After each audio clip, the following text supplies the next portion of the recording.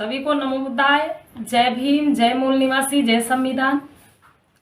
आइए आज एक चर्चा है जो जन्माष्टमी का त्योहार हमारे लोग मनाते हैं। हमारे बहुजन समाज के लोग जो भी इस त्योहार को मनाते हैं, तो कुछ बातें हैं जिन पर आप विचार करें। हम ये नहीं कहते कि आप ना मनाएं, आपकी मर्जी, लेकिन आप समझे जरूर कि जो आप कर रहे हैं वो सही है या गलत है। तथागत बुद्ध ने ये संदेश दिया कि पहले जानो और फिर मानो। किसी भी कार्य को करने से पहले उसकी सही जानकारी हमें होनी चाहिए। इसीलिए बुद्ध ने कहा पहले जानो और फिर मानो। जैसा कि लोग बताते हैं जो कृष्ण जी के बारे में कि कंस नाम का एक राक्षस हुआ। कंस नाम का एक राक्षस था। ग्रंथों में मिलता है लिखा कि कंस नाम का एक राक्षस था जिसकी बहन थी देवकी।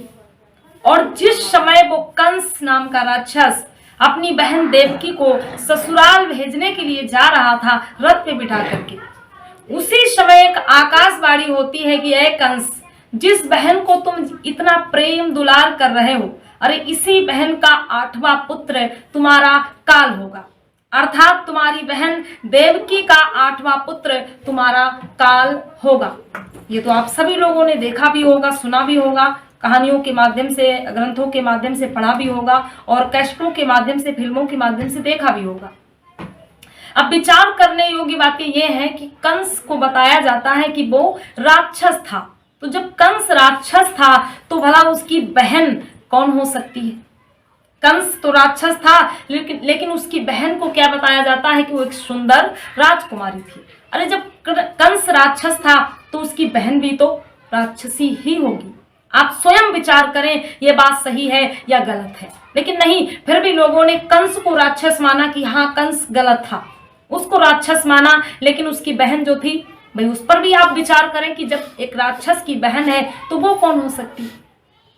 अगली बात, आकाशवाणी जो हुई कि इस बहन का 8वां पुत्र तुम्हारा काल होगा, तो इसीलिए कंस क्या करता है कि मारना चाहता है अपनी बहन को पहले और फिर उन 8 संतानों को, कि जब हम इन्हें मार देंगे, जब ये बचेंगे ही नहीं तो हमारा काल कौन होगा। अब एक बात समझने वाली यहाँ पर यह है कि जब आकाशवाणी होती थी उस समय पर, तो फिर मेरे बंधुओं बाबा साहब भीमराव अंबेडकर के बारे में कोई आकाशवाणी क्यों नहीं हुई? वहां पर तो बता दिया गया कि तुम्हारी बहन के द्वारा जन्मा 8वां पुत्र तुम्हारा काल होगा।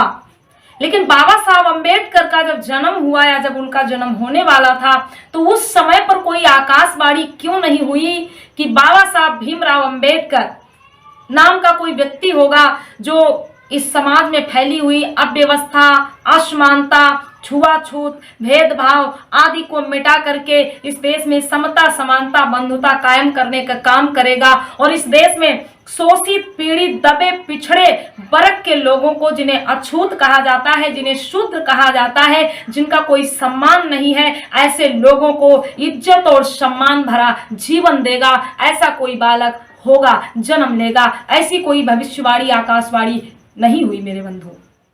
तो इन चीजों पर विश्वास करें। हमारे लोग बड़ी जल्दी विश्वास कर लेते हैं कि हाँ आकाशवाणी हुई होगी, भविष्यवाणी हुई होगी। लेकिन बाबा साहब अंबेडकर का जब जन्म हुआ तो कहीं से कोई आकाश से कोई आकाशवाणी, कोई भविष्यवाणी नहीं हुई कि एक ऐसा बालक जन्मेगा जो इस देश में समता, समानता, बंधुता, भाईचारा कायम करेगा और जिन लोगों को कोई अधिकार नहीं है ऐसे लोगों को अधिकार दिलाएगा और उन्हें भी सर उठाकर गर्व से जीने का अधिकार देगा या दिलाएगा।